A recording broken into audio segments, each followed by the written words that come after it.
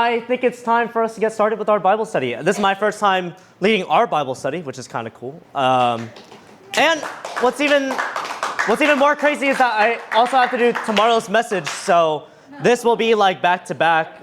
There will be some sort of connection between today's and tomorrow's, and then I think today we are going, hopefully, post Bible study, we'll watch like Squid Game season 3.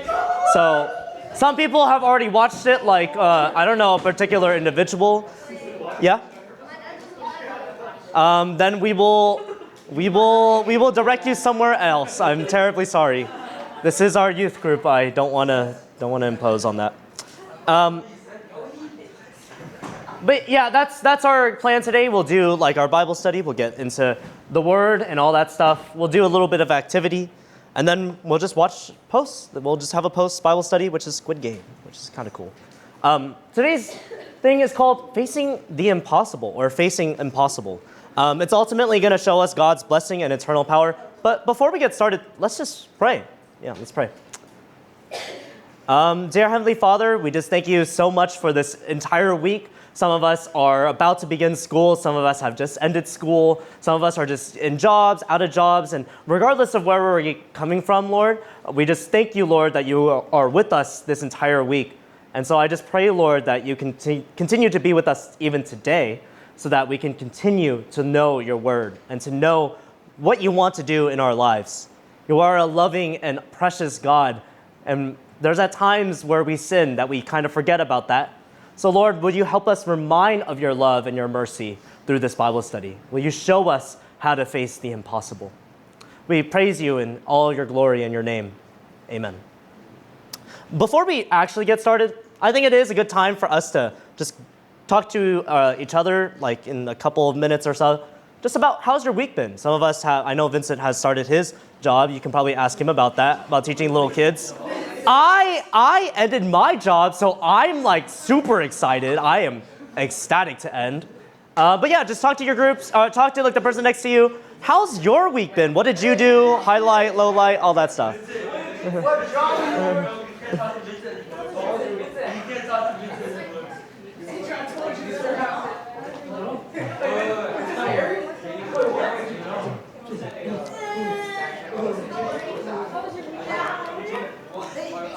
Oh, sorry. One more thing. After you talk about like what's been going on in your week, you can also ask this question. Next slide, please.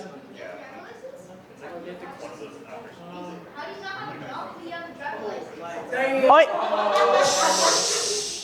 So today's question, as you update yourself in what's your week, you're gonna ask this question to each other. What is the strangest dream that you ever had? I'll share mine later on. So. It's a long one. Please talk to your groupmates. Yeah, talk to your people.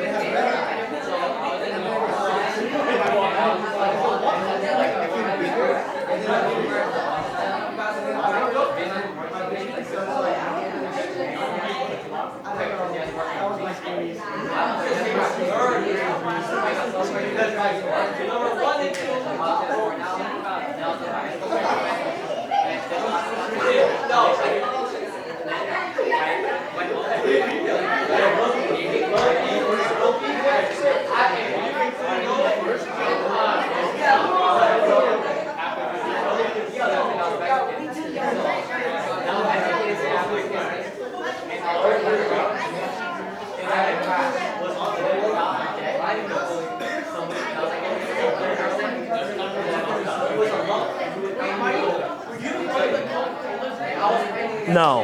What the heck is a Coca-Cola drink? No, I didn't have something about Coca-Cola. I'll share mine. Don't worry. Yeah. Huh? Joseph? For the story, or what do you mean? No. We're learning about a dream. Yeah. That's a good guess because it's about dreams. Yeah, no. That's,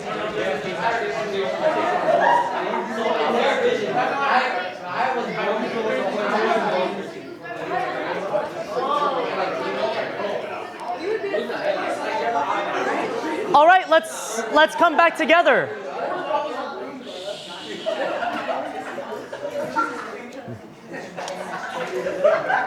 Well, hopefully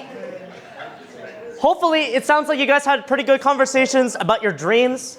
Hopefully you also shared about your week, like, oh, your week was great, maybe it wasn't, who knows. I was helping out Margaret with her phone, but then Lamel, like the phone got, anyways. So anyways, I am curious. With this intro question, and the question is related to today's story, or today's chapter in the Bible.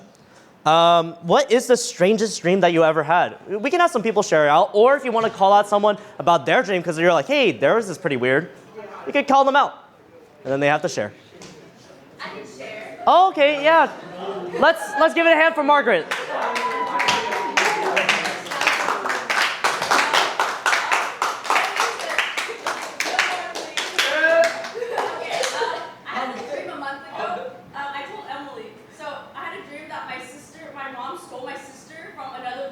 When she was born and switched out with her dead baby. And then my mom confessed to it. She was like, yeah, I did it because that lady was going to take care of her anyways. And I was like, what the heck? And I was like, Emily, you're not my sister. And she's like, what? And then I woke up.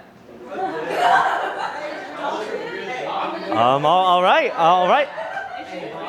Hopefully, Emily, that's not true, that you're not swapped out by some random person or anything like that. Can anyone else top that? Anyone else can top a swapped dead sister? Who knows? Question mark, Travis? I got abducted by Kim Jong-un. And he brought us in a prison. You mean take it back? And I had a friend, T-Rex, and he gave us pills, and we got powers and escaped. You had a friend, T-Rex, who helped you escape. Okay. Anyone else can beat that? Can anyone else beat friend T-Rex, Kim Jong-un, North Korea? Oh, okay. Someone called you out, Dom. So I was mind controlling this 90-year-old monk in an illegal underground fighting tournament, and I was fighting against this woman who knew the secrets of the cobra. Secrets of the cobra. Okay. Secrets of the cobra. I let this out when I was talking to you guys, but I just remember. I was a fraud monk. Wait, so you were the 90-year-old monk? No, I was mind controlling. Oh, you were mind controlling the monk. I was a fraud, and I found out because he couldn't fight. I don't know. And then it transitions into my school lunch tables, and then I don't know if I want to say this, but like, okay, so like in my grade, the special ed kid was eating Subway. Okay. And I joined him in eating Subway. But his family came, and they were the same as him, so I was the odd one out, so they started judging me. Okay. Okay. That's your third weirdest dream. I'm very scared of second and first. Very scared of the second and first. I don't know who can beat that one. Can anyone else beat Doms? Can anyone else beat Doms? No? No?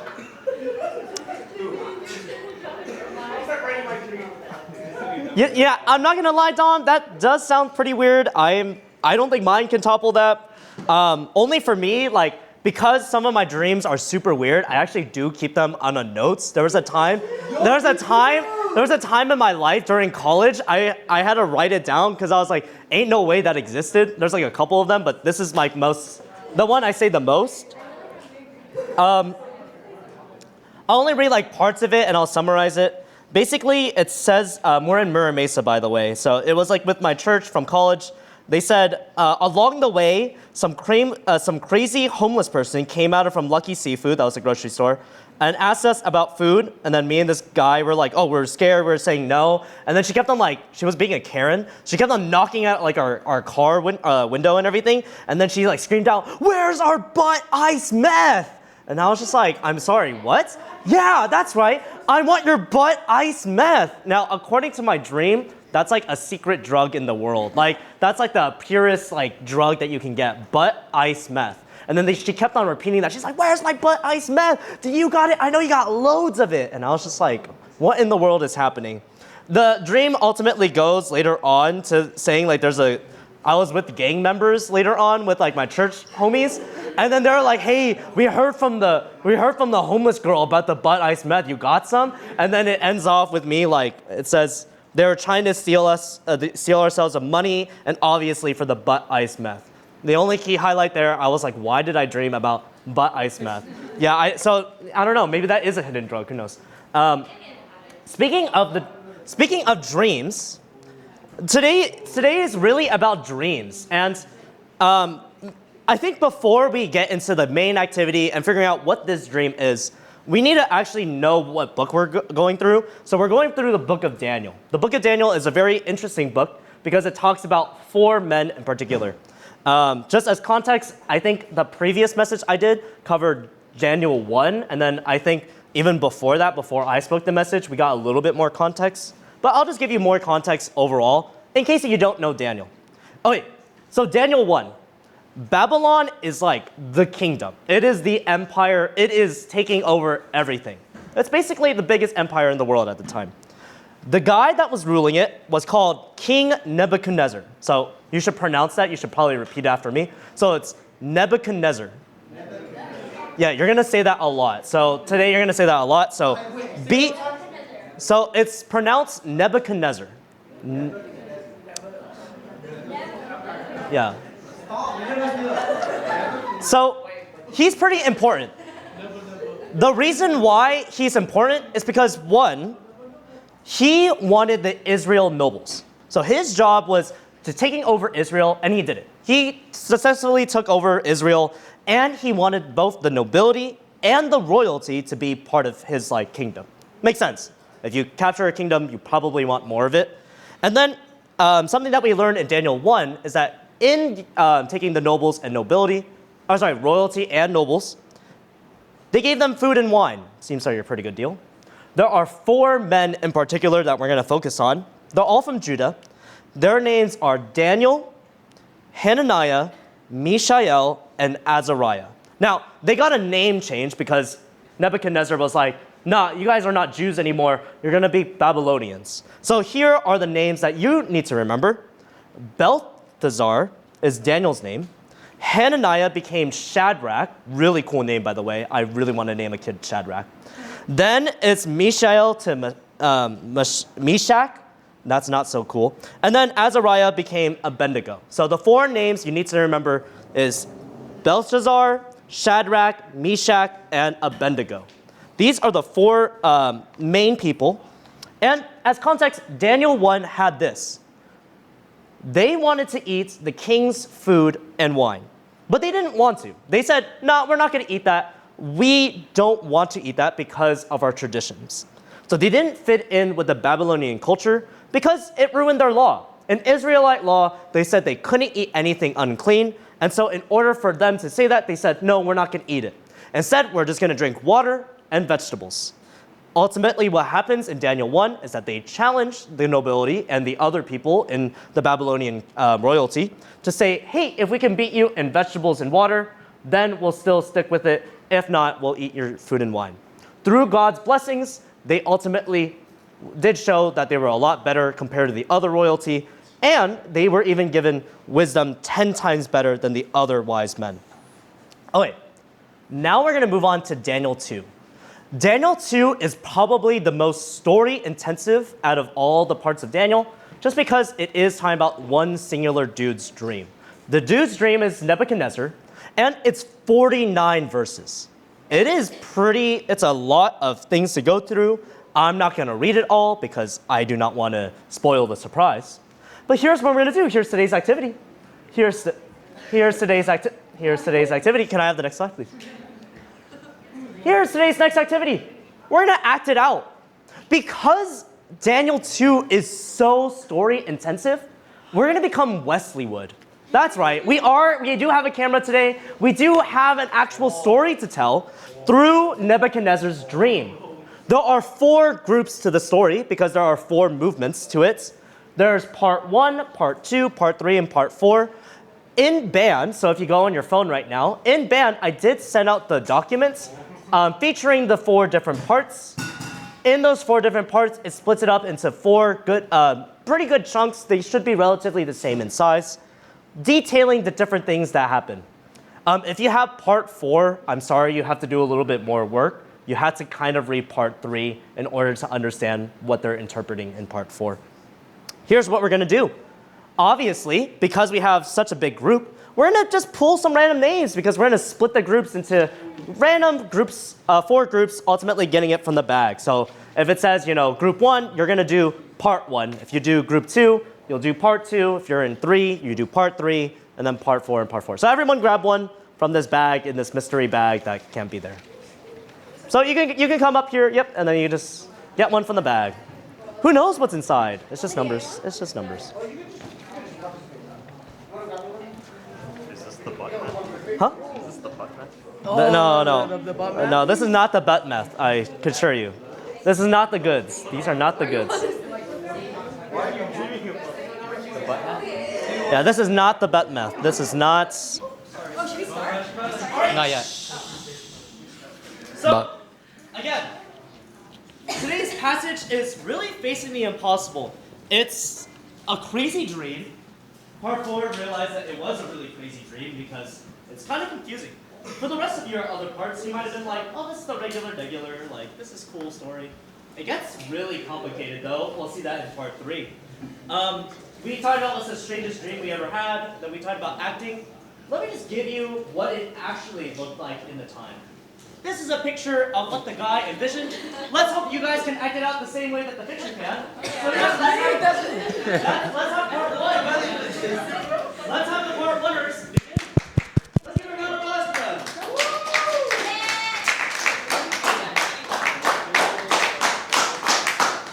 You can just start whenever you do. You can, Hello? Hello? Hello? Hello?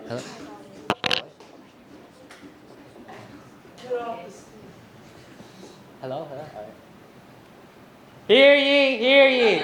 In the 2nd year of his reign, King Nebuchadnezzar had dreams. His mind was troubled, and he could not sleep. So the king summoned the magicians, enchanters, sorcerers, and astrologers to tell him what he had dreamed. When they came in and stood before the king, go on. King Nebuchadnezzar, the magician, the astrologist, and the enchanter are here to see you. I had a dream and my spirit is troubled. Can you tell me what it means? May the king live forever. Tell the servants the dream, and we will show you what it means. No. If you don't tell me what it means, you'll be torn limb to limb, and your house will be destroyed.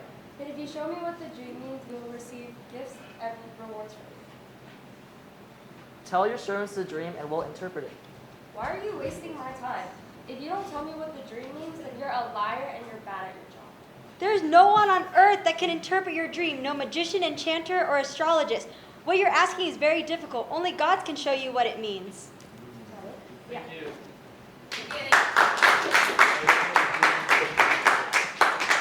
The wise men are unable to do it. So, that leads us to part 2. Let's give a round of applause for part 2.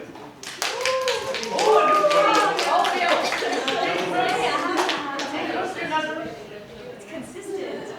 They look the same. Oh, are you sure? Should I read out the verses or okay? I'll read the verses. This is an ESV. Sorry, I'll grab it. Let's begin verse 12. Because of this, the king was angry and very furious, and commanded that all the wise men of Babylon be destroyed. So the decree went out, and the wise men were about to be killed, and they sought Daniel and his companions to kill them. Then Daniel replied with prudence and discretion to Arioch, the captain of the king's guard, who had gone to kill the wise men of Babylon. He declared to Arioch, the king's captain, Why is the decree of the king so urgent? Then Arioch made the matter known to Daniel.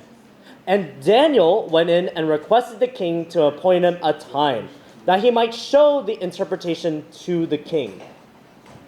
Then Daniel went to his house and made the matter known to Hananiah, Mishael, and Azariah, his companions, and told him to seek mercy from the God of heaven concerning this mystery, so that Daniel and his companions might not be destroyed with the rest of the wise men of Babylon. Then the mystery was revealed to Daniel in a vision of the night.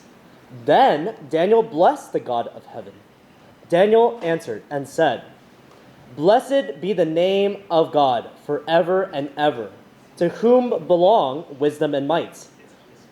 He changes times and seasons. He removes kings and sets up kings. He gives wisdom to the wise and knowledge to those who have understanding.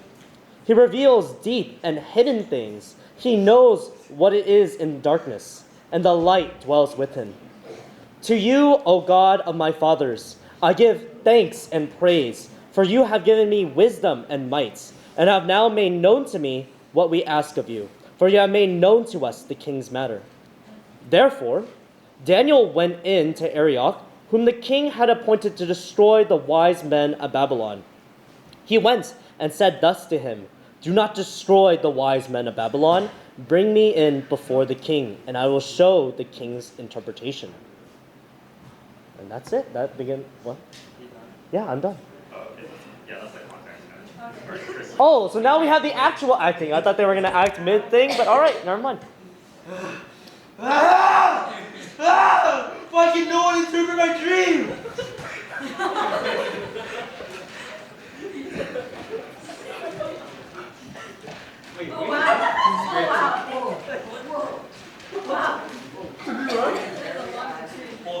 Are we gonna be okay?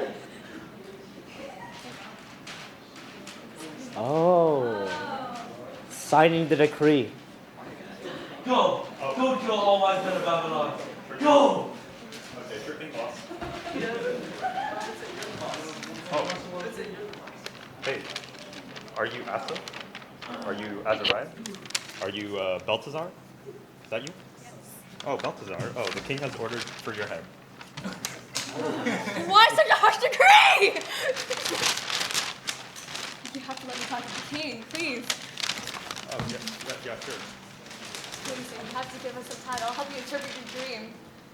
I don't see why not. I have to tell my friends.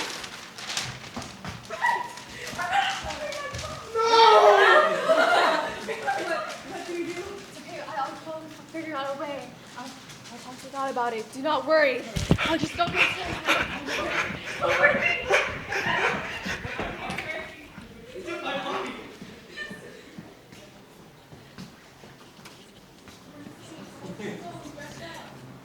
That might not work. Oh, my mic.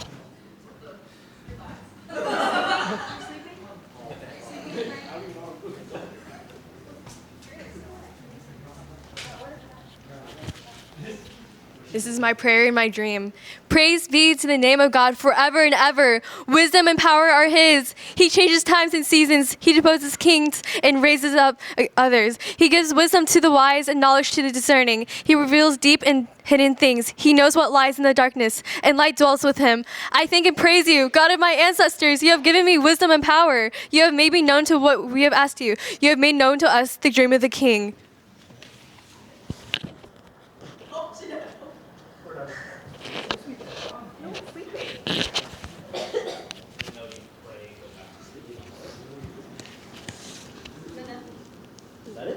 All right, let's give a round of applause. If you really want to know more context, technically I said to part 2 people that technically this prayer can be sung in a song. Daniel did sing at this time. He was at night, he was like, "I know the dream, I am going to sing." Obviously it's a different language, so you can't really sing it, but you know, one can dream. Oh wait, now Daniel knows the dream. Let's figure out what the dream is with part 3. Part 3, can I have you up? Maybe we can figure out what it is. Let's give a round of applause for my part threeers. Do I need to narrate or anything? No, I don't. No idea. No, we have a narrator. Who is your narrator? Him. I'm narrating the dream. Oh. Yeah, you take this part first, because you're talking first. What do I do? Just hold it? Yeah, it's a mic. That's a mic. Oh, we have a new king. Oh, King Parker. You can carry me in. I'm the queen of England. Like this? Okay, yeah. And then I throw you on the floor or what? Let's just bring me up and on the I'll throw you. Do I just go in the lead? Yeah. All right, ready? Yeah. Go.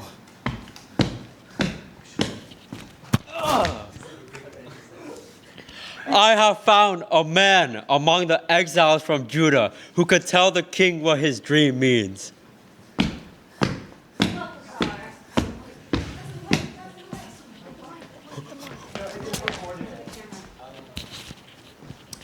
Balthazar, are you able to tell me what I saw in my dream and interpret it?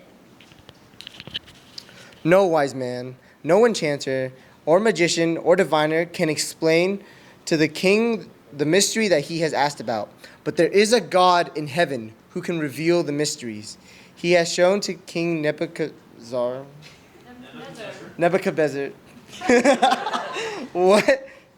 what will happen in days to come. Your dream and the visions that pass through your mind are as you were laying in bed. Your Majesty was laying there. Where's my wind? Your Majesty was laying here, actually. Oh, yeah. Yeah. Okay.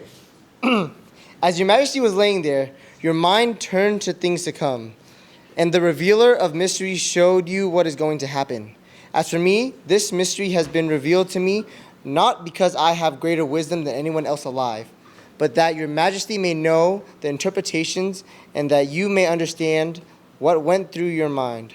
Your Majesty looked up, and there stood a large statue.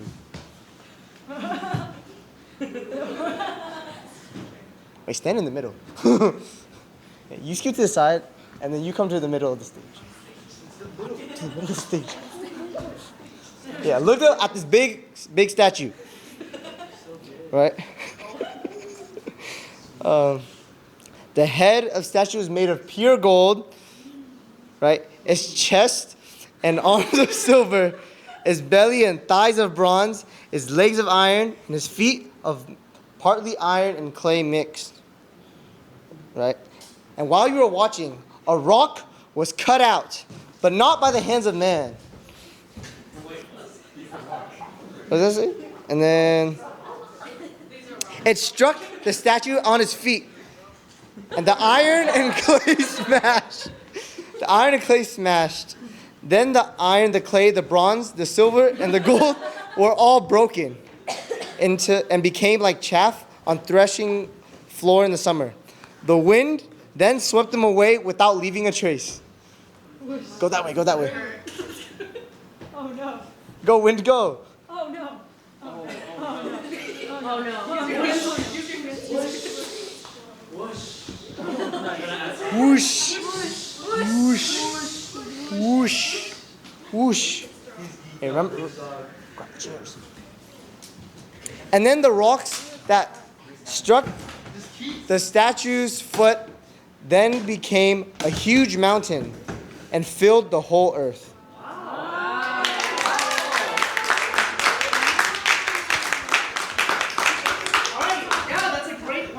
Part 3 introduces the dream. You can see the dream in the picture right there, featuring Andrew as the statue.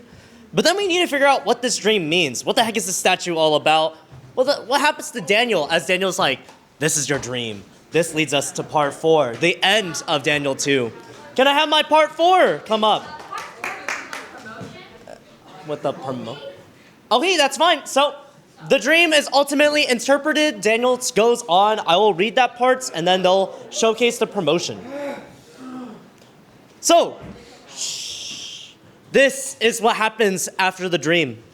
Now, this was the dream. This is verse 36. Now, we will tell the king its interpretation. You, O king, the king of kings, to whom the God of heaven has given the kingdom, the power and the might and the glory, and into whose hand he has given, wherever they dwell, the children of man, the beasts of the field, and the birds of the heavens, making you rule over all of them. You are the head of gold. Another kingdom inferior to you shall rise after you, and yet a third kingdom of bronze, which shall rule all over the earth. And there shall be a fourth kingdom, strong as iron, because iron breaks to pieces and shatters all things. And like iron that crushes, it shall break and crush all these. And as you saw the feet and toes, partly of potter's clay and partly of iron, it shall be a divided kingdom. But some of the firmness of iron shall be in it, just as you saw iron mixed with the soft clay. And as the toes of the feet were partly iron and partly clay, so the kingdom shall be partly strong and partly brittle. As you saw the iron mixed with soft clay, so they will mix one another in marriage, but they will not hold together, just as iron does not mix with clay. And in the days of those kings, the God of heaven will set up a kingdom that shall never be destroyed, nor shall the kingdom be left to another people. It shall break in pieces at all these kingdoms and bring to an end, and it shall stand forever. Just as you saw a stone was cut from a mountain by no human hand, and that it broke in pieces the iron, the bronze, the clay, the silver, and the gold. A great God has made known to the king what shall be after this. The dream is certain, and its interpretation sure. This leads us to part 4. I wonder what happens. Let's give it a round for part 4. Do I need to narrate, or does someone need to narrate? Okay. All right, Danielle.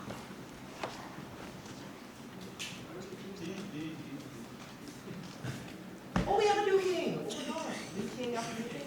King Von, bro. King Von.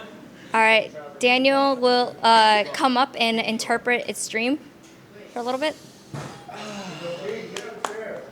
Huh? Oh. Well, lucky for you, King Nebuchadnezzar. There is a God in heaven who reveals his dreams. And I will reveal this dream to you, okay? Because I know what this dream means. Okay? So in your dream, basically, your kingdom is a head of gold. It's powerful, but it will fall. And after your kingdom will arise another kingdom that's a little bit weaker than yours, but still lavishes. But that kingdom will fall too. And then another kingdom will arise, and it will fall, and so on and so forth.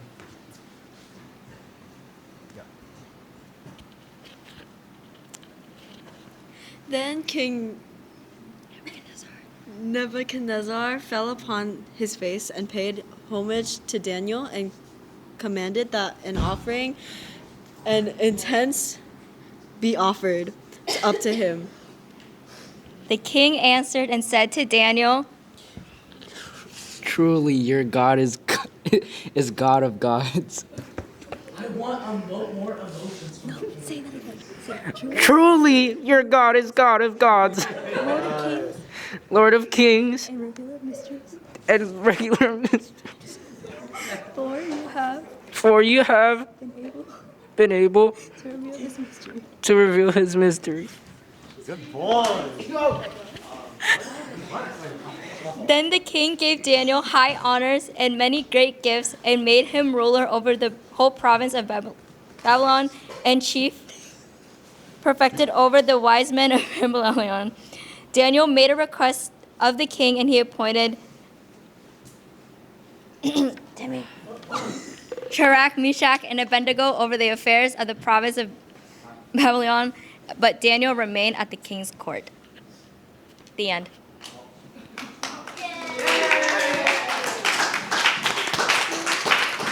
Yay. All right, that is the story of Daniel 2.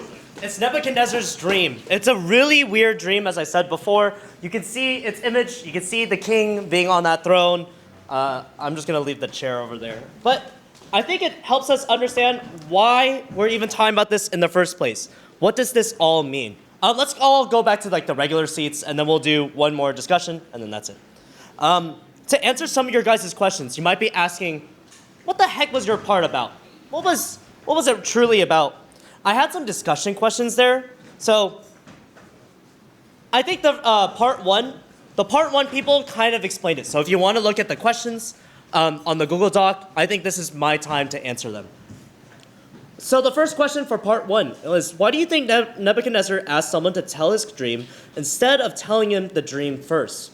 Obviously, the king could have said to the people, oh yeah, this is my dream. Hopefully you can figure out the statue. But he knew this one singular thing. The wise men knew nothing. They were fakes. They were frauds. They were fraudulent people. They were fraudulent all. Because they were fraudulent, the king did not like that. The king is basically a grumpy kid. He is a really grumpy kid because even though that these are fake people, he wanted to challenge them. He wanted to test their reliability instead of simply calling them fake. So this leads us for the wise men to say, only the gods can reveal it. Only the gods can reveal it. Obviously, the wise men knew nothing about the dream, and they simply had to guess what it's about. So what would we do if we were in the men's shoes? We're cooked. In essence, we're cooked, because obviously, if we were the wise men, we wouldn't know what we're talking about, and it's considered impossible. Now, I want you to think about a moment where something you might have thought was impossible. Think about in a time in your life where you thought something was impossible. Maybe you had a failing grade in a class, and you had to get 100% in the class to pass. Maybe that's considered impossible. Maybe you wanted to do something that you would never believe would happen in your lifetime. It's impossible. That's the same for this wise men. This leads us to then part two, which I think was beautifully interpreted. It was the king's anger. When King Chris was here and he was showing that he was furious, why was King Nebuchadnezzar mad at all of them? It's because of this one singular thing. The king has power. To remember the Babylonian Empire, you have to remember this. The Babylonian Empire was the empire. It was the one that had all the power, all control over Israel, over other countries around it. It was the most powerful empire. So if the king was mad, he could be mad. No one can stop him. Who's going to stop the guy that's ruling the greatest thing in the world? What does that reveal about his power and emotions? If the king decides to just kill everyone, he can do so at the snap of his fingers. If the king says, oh, I'm going to give you food, he'll give everyone food. It shows that the king had all this power. It's the power of the King of Kings. You might be confused about that, because what else references the King of Kings? We sing it before. King of Kings? No, I'm kidding. What does King of Kings mean? We should know what King of Kings mean, hopefully. It's referring, ultimately, when we talk about the King of Kings, who do we refer to? Yeah, we refer to Jesus, or God up there, right? In this context, King of Kings is not the same as we saying King of Kings. In the time when you say King of Kings, you are referring to King Nebuchadnezzar, because he is truly the King of Kings. He ruled multiple nations, and so he had dominance over them. This leads us to Daniel's prayer. And Daniel's prayer is by far one of the most important things in this. I want us to reread Daniel 2, verses 20 to 23. So please open up your Bibles as I read it again. This is when Emily was not really singing it, but that's perfect enough for us. Let's read Daniel 2, verses 20 to 23. This is Daniel's prayer. Blessed be the name of God forever and ever, to whom belong wisdom and might. He changes times and seasons. He removes kings and sets up kings. He gives wisdom to the wise and knowledge to those who have understanding. He reveals deep and hidden things. He knows what's in the darkness, and the light dwells with him. To you, O God of my fathers, I give thanks and praise, for you have given me wisdom and might, and have made known to me what we ask of you, for you have made known to us the king's matter. This is a very powerful prayer, because it ultimately shows Daniel's thanksgiving to God. It ultimately shows that despite having such a challenging time, in doing the impossible, Daniel was able to do the impossible. He asked God to have mercy on them, which is kind of weird. Why is he saying, like, have mercy on me? Why is he saying that? Why is he saying, God, have mercy on me? He's about to get killed. Obviously, if you're about to get killed, you say, oh God, please save me. But he doesn't ask that. He doesn't specifically say, God, can you please save me? He asks for mercy. But why does he ask for mercy? You see, in this, the reason why he asks for mercy is because of this. He wants to ultimately say that you, Lord, are reigning over everything. It is not King Nebuchadnezzar. It is simply you. Whether or not you show me the dream or not, I am at the hand of your mercy. If you decide to show me your dream, thank you. If you decide not to, thank you. But please show me mercy so that I can ultimately have a chance to continue on being faithful to you. Against the death of the wise men, Daniel asked for him and his friends to be spared through knowing the dream. That's the mercy. He was trying to ask for his spareness in the dream.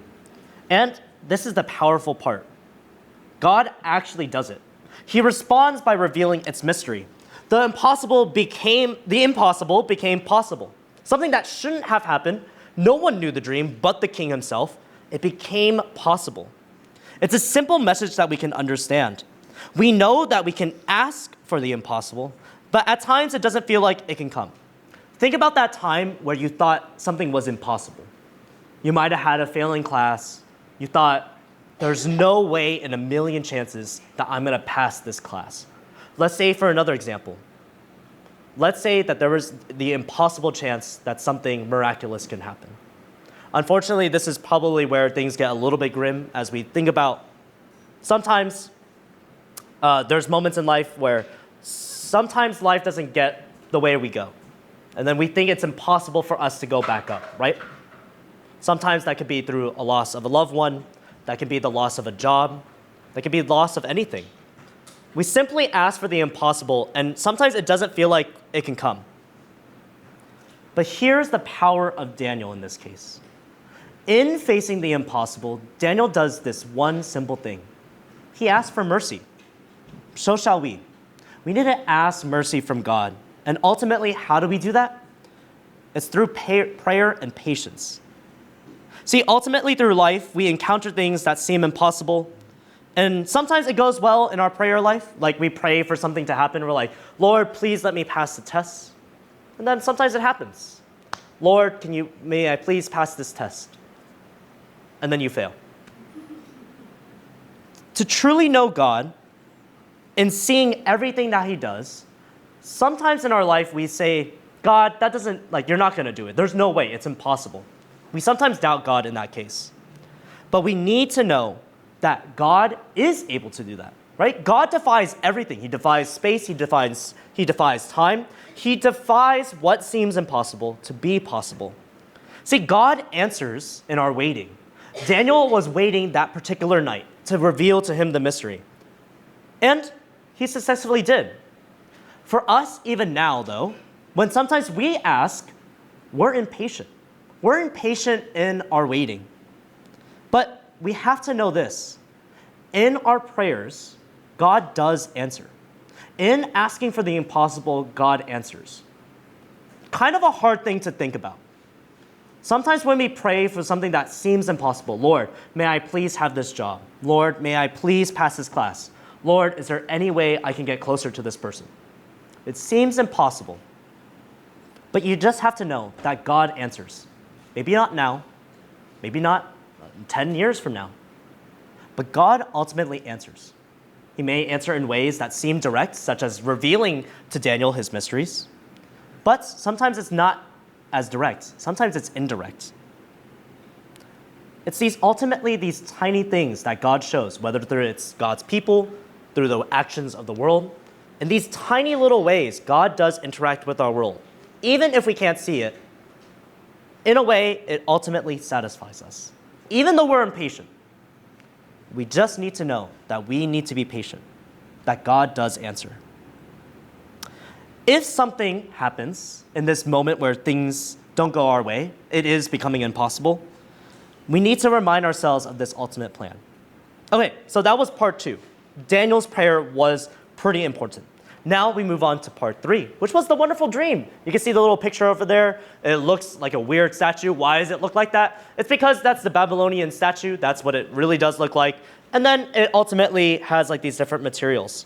So why does Daniel prompt King Nebuchadnezzar in verse 30? He says, "But as for me, this mystery has been revealed to me, not because of any wisdom that I have more than all the living, but in order that the interpretation may be known to the king." Daniel wanted to promptly say that I'm here not for you, but to glorify God. I want to ultimately glorify him, not through your dream, but to ultimately show God's power. And it ultimately says this one thing about Daniel. He takes priority in his faithfulness. In the midst of him about to die, he still shows his faithfulness to God.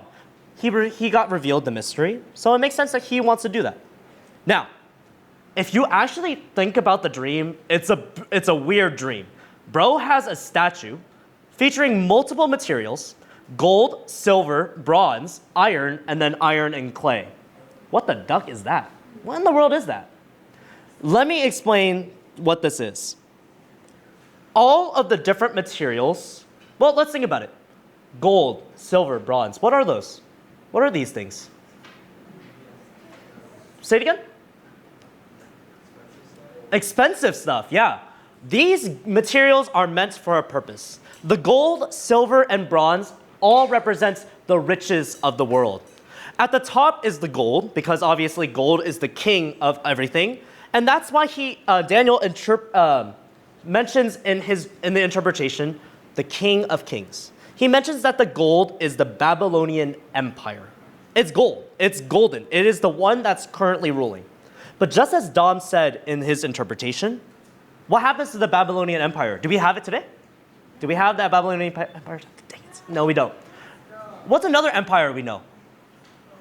All men think about it. It's the Roman Empire. What happened to that? What happened to that empire? Dang it. Dang it. It happened again. Oh, wait, what about the Byzantine Empire? That's the one after. Yeah, Byzantine. What happened to the Byzantine? I don't know how to pronounce that one. They fell. So, think about all of these empires. Think about all these kingdoms.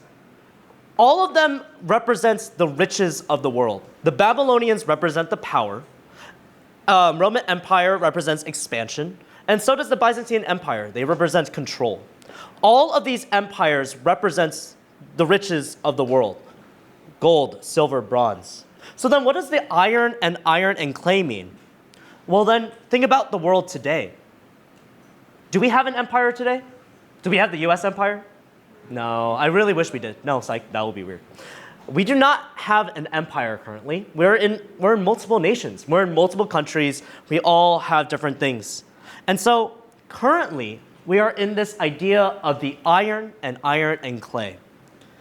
In the dream, he mentions about this idea of iron and clay. Is clay a strong metal? Psh, I wish it was. It's not. It's brittle. It's frail.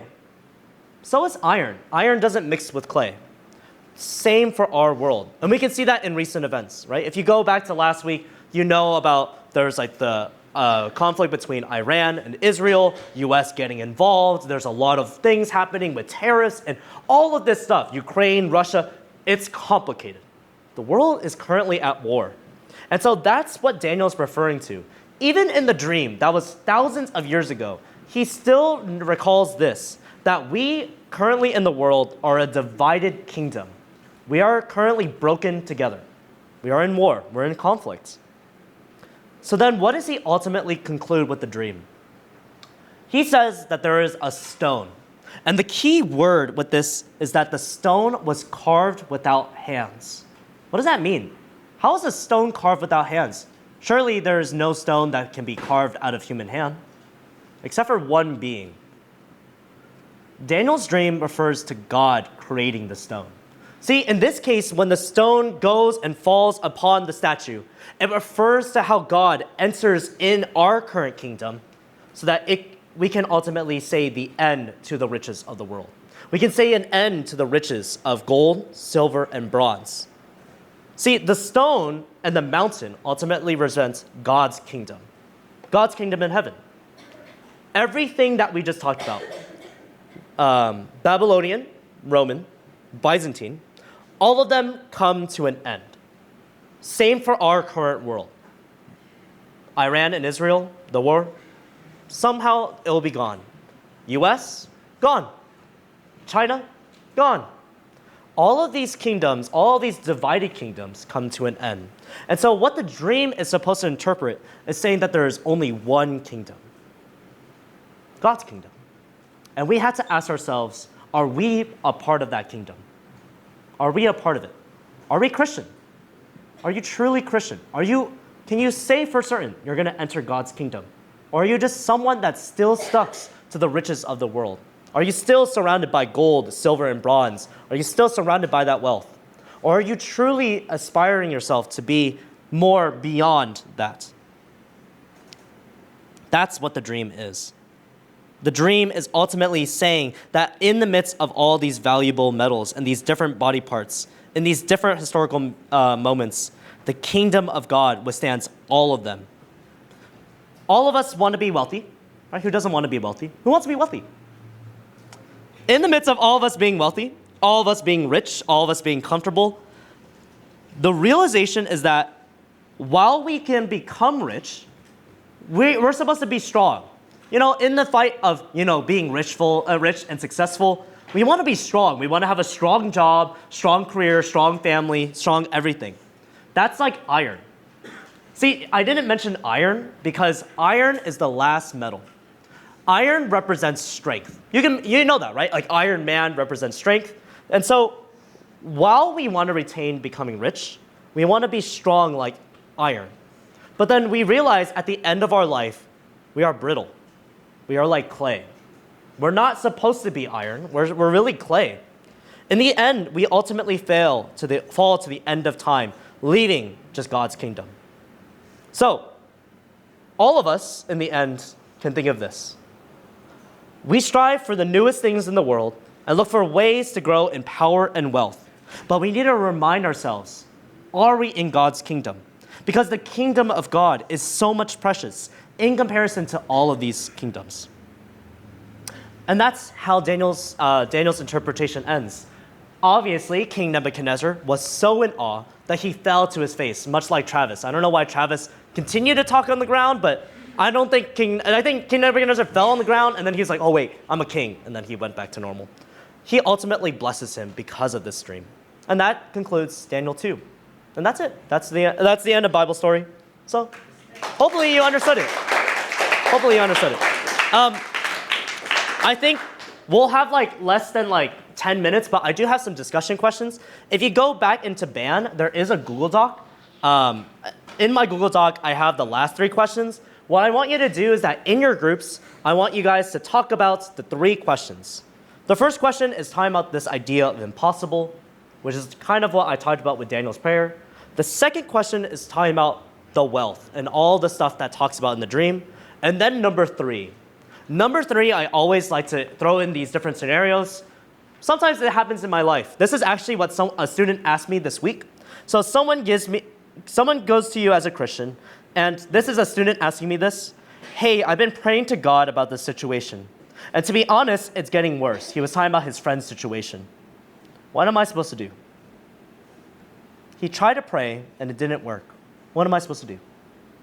In your groups, I want you guys to talk about this. So in the same part 1, part 2, part 3, part 4, please talk in your groups to share out those answers. To share out your answers. I really want you to focus on question 3, because it does happen from very, very often when prayers don't get answered. And we can play smaller background music if it's possible. Oh, I'll take the numbers, whatever. When God helps us achieve the impossible, and then how did it end? Well, that's it. God does help us achieve the impossible. You said something God doesn't do it sometimes. What did you say to that? I forgot. I didn't write it Sometimes we just have to accept it. Oh, we have to be patient with it because it's On his own ultimately time? on his own time, and it's ultimately it's our impatientness. We're being so impatient that we just say God, you don't respond to me.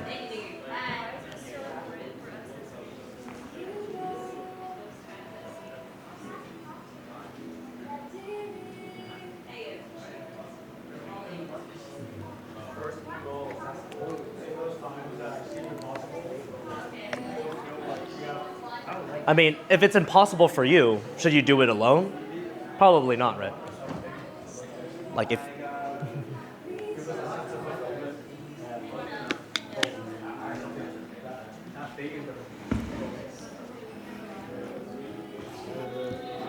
Anyways, they're like times where like me and learning, she sees God when she's like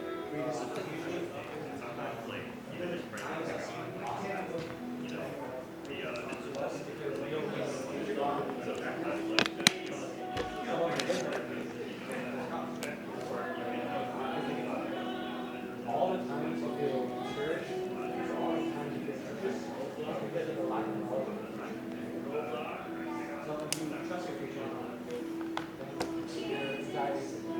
Oops.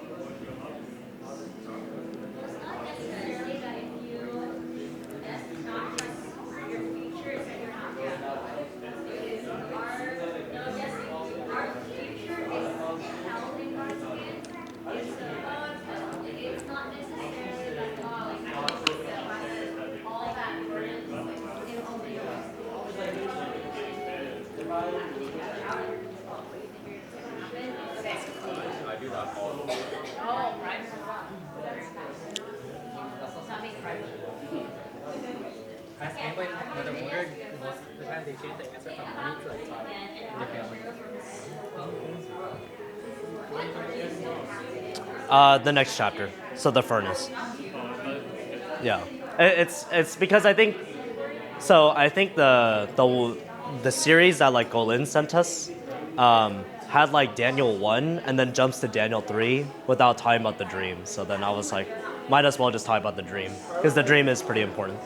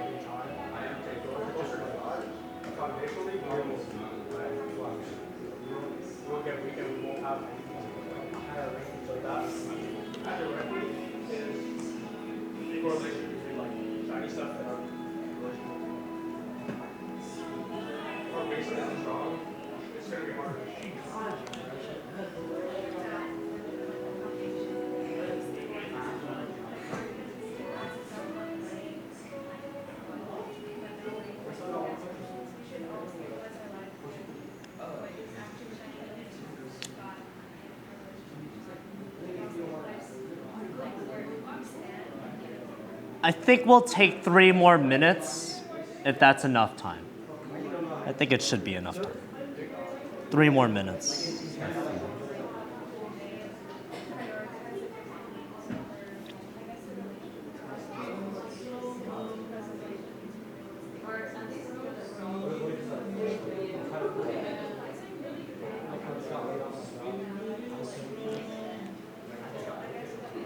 Conversating this out.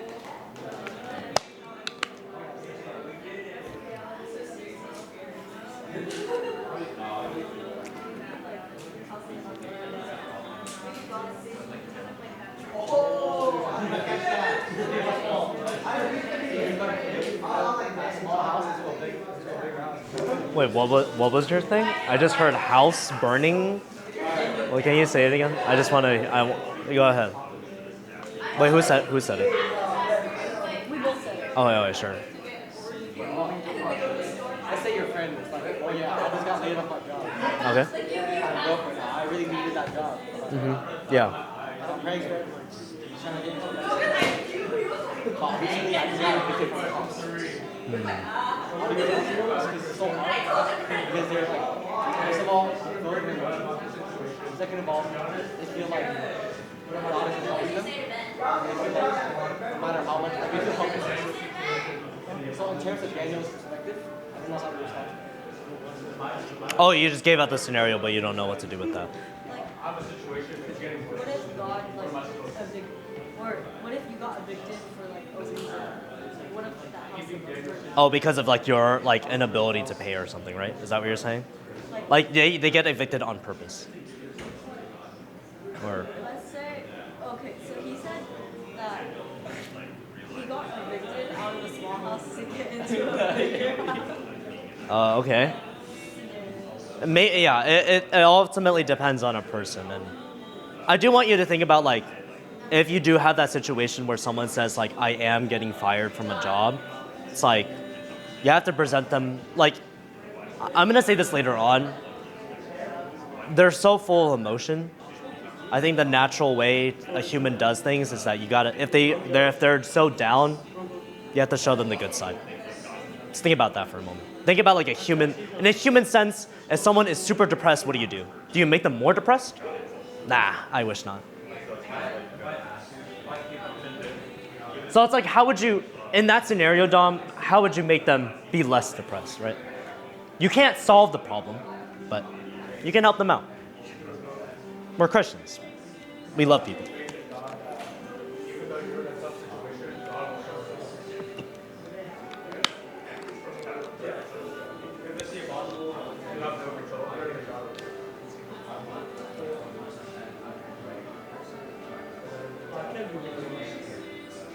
What is, oh, is that a plane? Oh, this is the wrong time. Oh, yo, oh. Oh, are you guys good? Or last question? We'll give like one more minute. Sorry.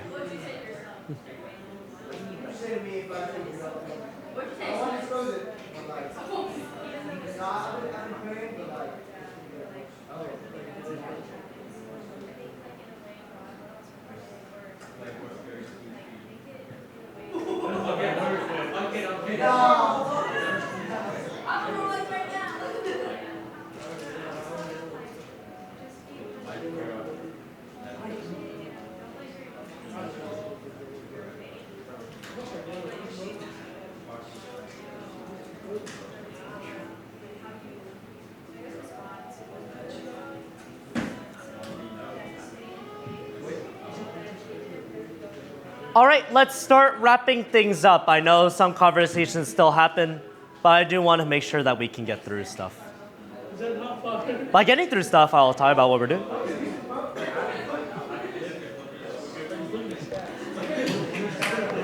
All right, let's come back together to our seats. Let's get to our seats. Let's get comfy. Let's get comfy.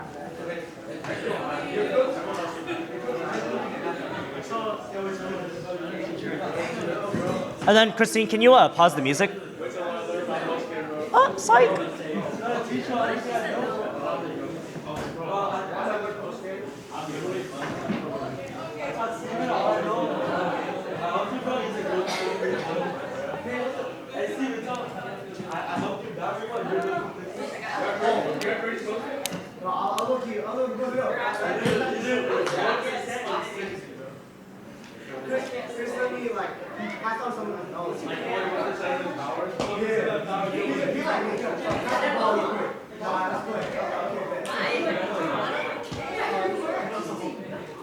All right, shh, let's come back together.